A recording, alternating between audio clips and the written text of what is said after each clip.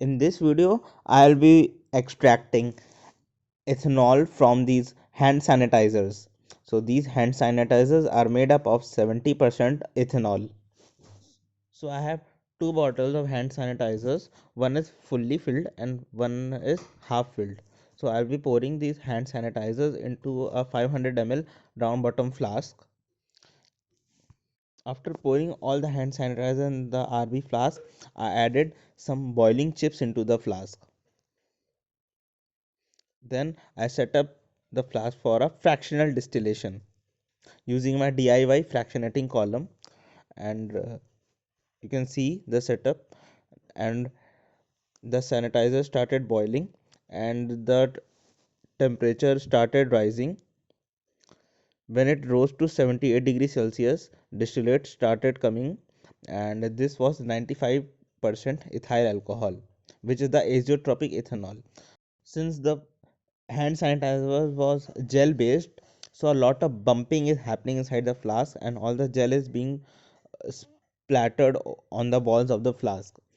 And we have collected around this much of ethanol till now, and I continued the fractional distillation until the temperature started rising above 78 degrees Celsius and no more distillate then came over. This is the end of fractional distillation, and you can see that the temperature has risen above 80 and no more distillate is now coming in the receiver flask. So I stopped the distillation over here. To make absolute ethanol, I am adding molecular sieves inside this 95.6% ethanol. Molecular sieves selectively absorb moisture from solvents and air, so it has to be reactivated each time before use. I stoppered the flask and let it sit for 24 hours. The next day, I checked the moisture content with anhydrous cobalt chloride paper. If there were moisture, it should have turned colorless or pink. I also checked its density and it was 0.788 gram per ml, which corresponds to a concentration of 98% weight by weight ethanol. I transferred the ethanol into a 500 ml RB flask by passing it through some cotton.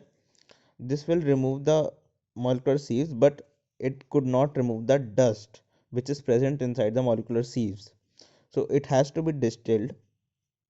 So I set up the flask for a simple distillation and I added some molecular sieves inside the receiver flask.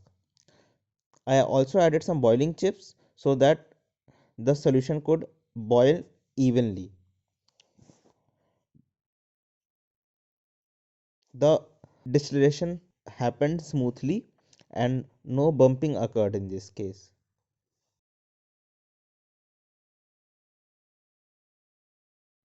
After the distillation was complete, some residue was left inside the boiling flask and the distillate was clear.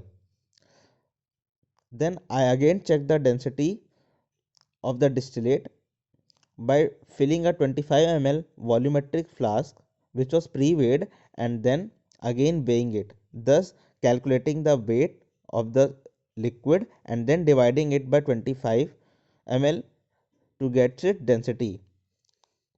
The density came around to be 0.78 gram per ml, which corresponds to a percentage of 100%, and a total of 180 ml of ethanol was extracted.